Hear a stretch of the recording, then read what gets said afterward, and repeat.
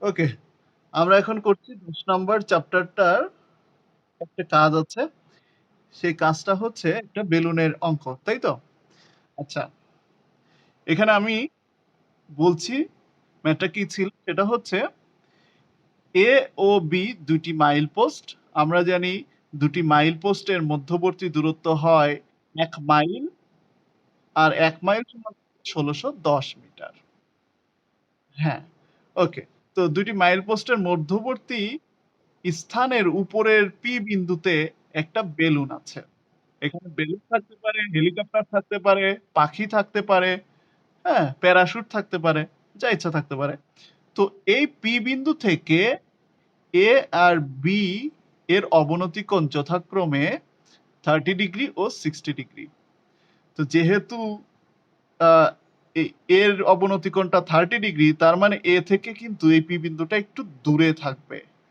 আর বির অবনতি কোণ 60 ডিগ্রি এইজন্য বির একটু কাছাকাছি আছে। তাই না? ডিসট্যান্সটা বির কাছাকাছি। আচ্ছা, তুমি বুঝলা যে অবনতি কোণ বড় হলে তার কাছাকাছি থাকে। হ্যাঁ? এই পি বিন্দুটা কাছাকাছি থাকবে তার। আচ্ছা, তো যাই হোক এখন আমরা এইখানে একটা লম্ব আঁকলাম। লম্ব কি? পিডি লম্ব এঁকেছি এই এবি এর উপর। ঠিক আছে? এই লম্বটা হচ্ছে মাটি থেকে এই বেলুনটার উচ্চতা। এইচ, এইচ ধরে নিলাম এটাকে। আচ্ছা, এখন এই যে দূরত্ব বিডি ছিল, এই বিডি কে এক্স ধরে নিয়েছি। তাহলে এডি সমান কি হবে? এই পুরাটা থেকে এক্স বাদ দাও। তার মানে ১৬১০ থেকে এক্স মাইনাস করলেই তুমি পেয়ে যাবা ১৬১০ মাইনাস এক্স যেটা দৈর্ঘ্য হবে এডি, তাই তো? এখন অবনতি কোণ কিউপিএ এই যে অবনতি কোণ ৩০ ডিগ্রি আছে সেটা ইকুয়াল টু পিএডি হবে। তাই না? কারণ এই ২ টা কোণ একান্তর কোণ। হ্যাঁ, একান্তর কোণগুলা পরস্পর সমান। আবার এই পাশে দেখো, এই পাশে অবনতি কোণ SPB equal two ৬০ degree equal to কোণ পিবিডি এই ২ টাও একান্তর কোণ ছিল। ঠিক আছে? ওকে।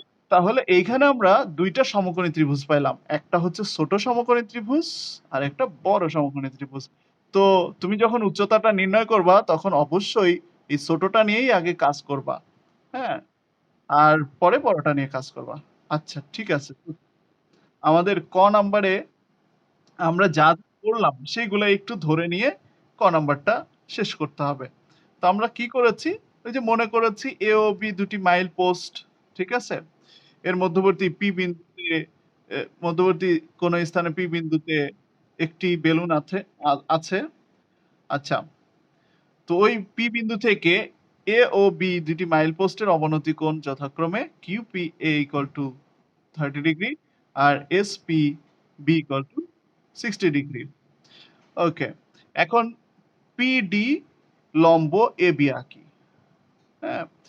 তাহলে আমরা সেটাই বললাম যে অবনতি কোণ কিউপিএ ইকুয়াল টু আ এই যে মানে কোণ এই কোণটা মনে করো পিএডি টা আগে লিখতেছি। পিএডি এখানে আগে লিখেছি। সেটা ইকুয়াল টু কিউপিএ কারণ ২ টা একান্তর কোণ ছিল। আর কিউপিএ ইকুয়াল টু ৩০ ডিগ্রি এভাবে লিখলাম। আবার কোণ পিবিডি এইটা ইকুয়াল টু অবনতি কোণ এসপিবি একান্তর কোণ ছিল তাই সমান। আর এইটা ইকুয়াল টু ৬০ ডিগ্রি। ঠিক আছে? ৬০ ডিগ্রি। এতটুকু আমরা জাস্ট পেলাম। এরপরে ধরেছি কি উচ্চতাটা ধরেছি এডি এর PD equal to H metre, দূরত্ব বিডি ইকুয়াল টু এক্স। আর তাহলে এডি দূরত্বটা হবে পুরা দূরত্ব থেকে মানে ১৬১০ থেকে এক্স বিয়োগ করলে যেটা হয় সেটা। এই সব এখানে লিখে ফেলেছি। এক মিনিট। হ্যালো। ওয়ালাইকুম আসসালাম। খ নাম্বার, হ্যাঁ? তো খ নাম্বারে উচ্চতা নির্ণয় করতে হবে। উচ্চতা বলতে এই যে এইচ এর ভ্যালুটা নির্ণয় করতে হবে। তাহলে আমি বলেছি আগে তুমি ছোট ত্রিভুজ নিয়ে কাজ হ্যাঁ, বলো।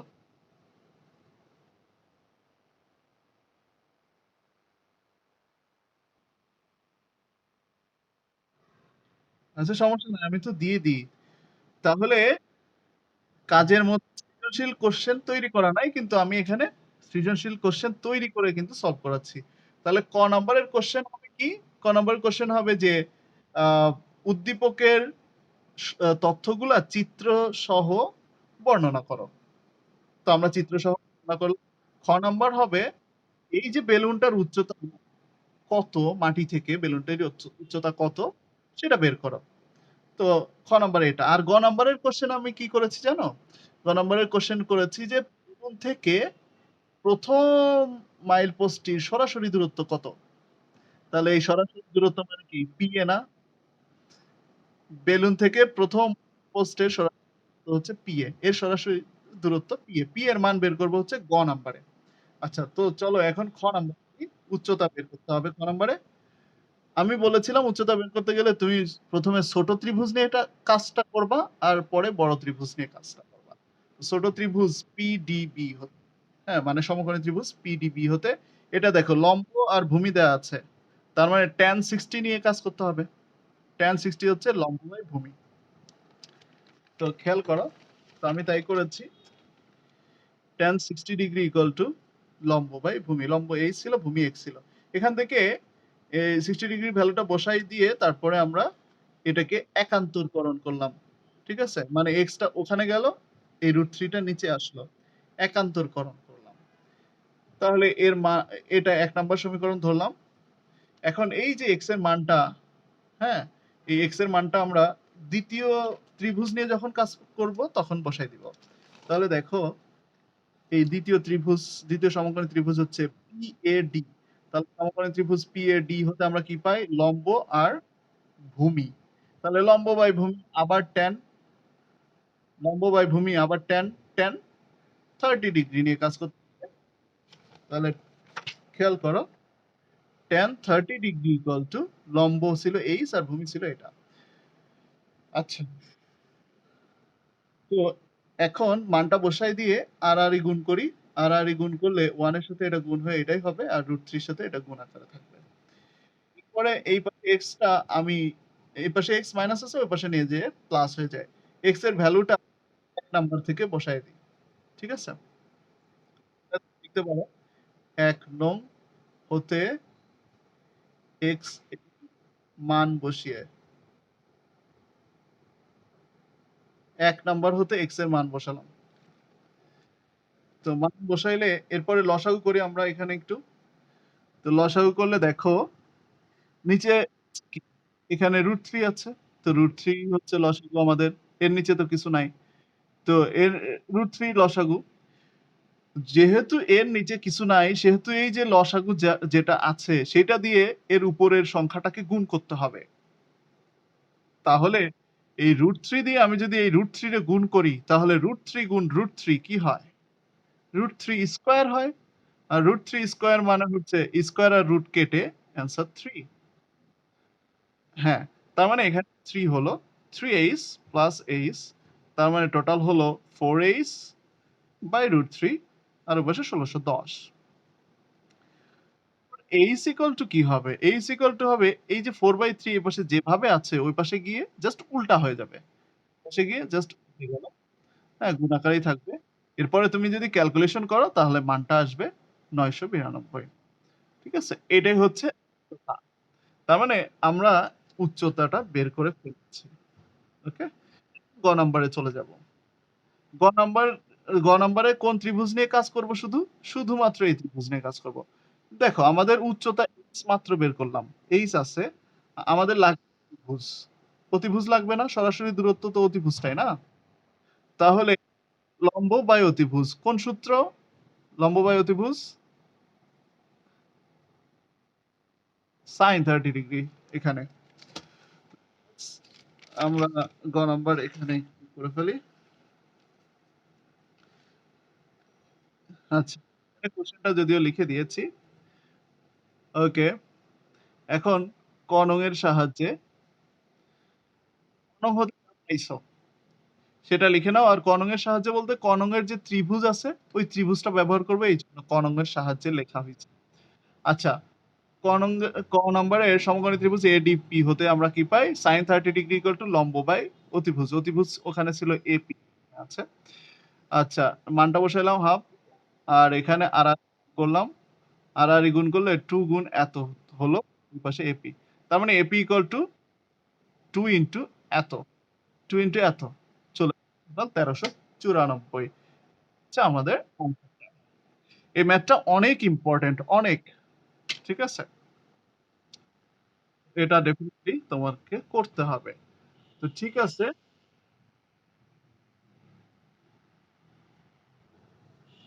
ওকে। আমরা 9.2 তে ৮ নাম্বার থেকে শুরু করছি। তোমরা তো জানোই যে 60 ডিগ্রি, 30 ডিগ্রি মানে যেকোনো ত্রিকোণমিতিক অনুপাত সমূহের মান কিভাবে আমরা মনে রেখেছিলাম। আচ্ছা, তো সেগুলো এখন কাজে লাগবে এখানে। ওকে? মানগুলো বসায় দিয়ে আমরা এই অঙ্কগুলো করতে পারবো। এই যে এই টাইপের ৮ নাম্বার টাইপের। তো এখানে ৮ নাম্বার কি আছে?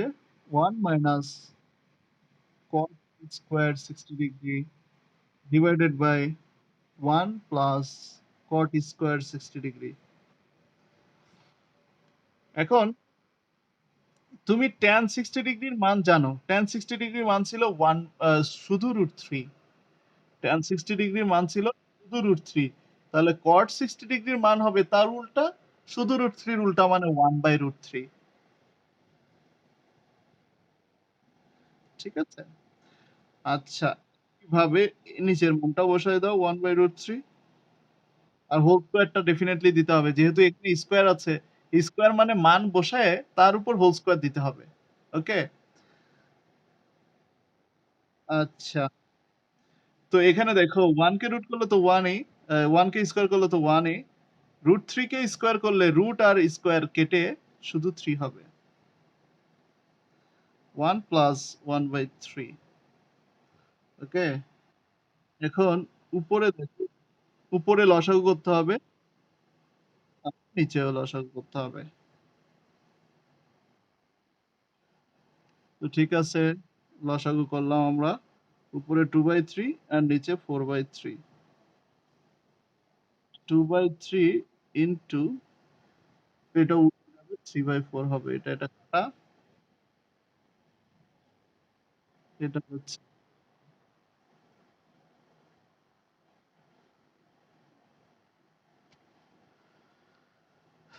হাফ। ঠিক আছে? ওকে। এটা খুব সহজ। জাস্ট মান আছে, মানগুলো বসাবা।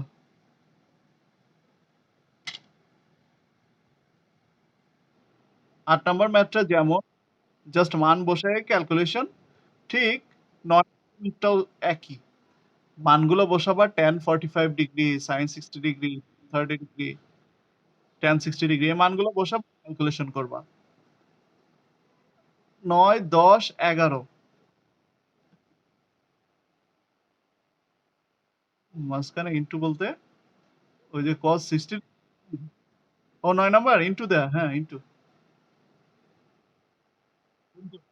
মানগুলো বসায় তারপরে গুণ করবা। আর স্কয়ার মানেই হোল স্কয়ার, মানগুলো বসায় একটা মান বসায় হোল স্কয়ার দিবা।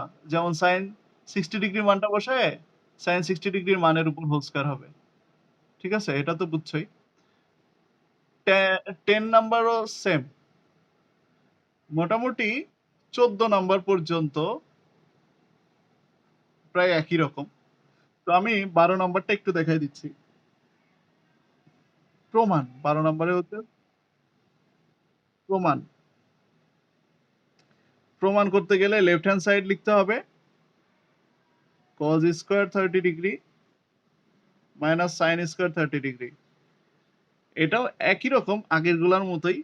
জাস্ট এখানে মান বসাও। cos 30 ডিগ্রির মান হচ্ছে √3/2 হোল স্কয়ার, sin 30 ডিগ্রির মান হচ্ছে হাফ হোল স্কয়ার। আচ্ছা, এই √3 কে স্কয়ার করলে তুমি জানো শুধু 3 হয়, 2 কে স্কয়ার করলে 4 হয়, 1 কে স্কয়ার করলে 1, 2 কে স্কয়ার করলে 4। লসাগু করতে হবে। যেহেতু ২ টার নিচেই সেম, লসাগু সেম। তাহলে উপরে যেগুলা আছে শুধু সেগুলা বসে যাবে। 2/4 টু হাফ। তাহলে এইটা হলো half left hand side. Right hand সাইডটা দেখতে হবে। রাইট হ্যান্ড সাইড হচ্ছে cos 60 ডিগ্রি। cos 60 ডিগ্রির মান হাফ। সুতরাং left hand side equal to right hand side proof. তার মানে তুমি বুঝছো এগুলো অনেক সহজ অঙ্ক। অনেক সহজ।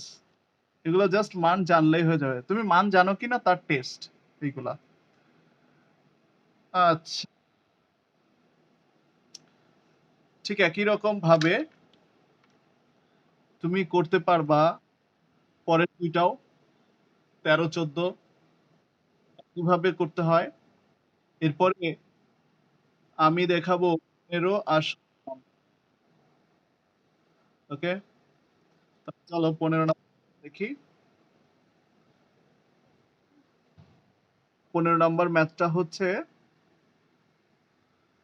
দেয়া আছে দেয়া আছে a equal to 15 ডিগ্রি। ঠিক আছে? তারপরে লেফট হ্যান্ড সাইড আর রাইট হ্যান্ড সাইড প্রমাণ করতে হবে। তো লেফট হ্যান্ড সাইডে কি আছে? sin 3a sin 3a তার মানে sin এখানে 3 ইনটু এর ভ্যালু হচ্ছে 15 ডিগ্রি। অবশ্যই এখানে ব্র্যাকেটটা দিতে হবে। আচ্ছা, তার মানে sin 45 ডিগ্রি হলো। আর 45 ডিগ্রির মান আমরা জানি 1/√2। এরপরে রাইট সাইড নিয়ে কাজ করি। রাইট হ্যান্ড সাইড এটা হচ্ছে cos 3a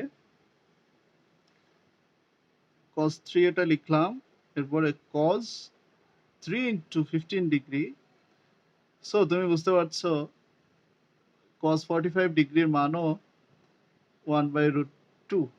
Therefore left hand side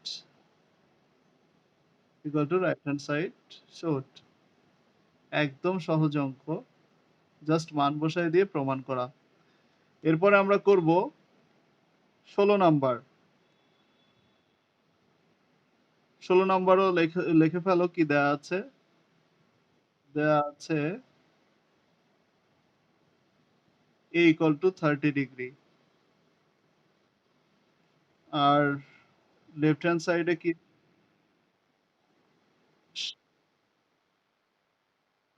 17 number 17 number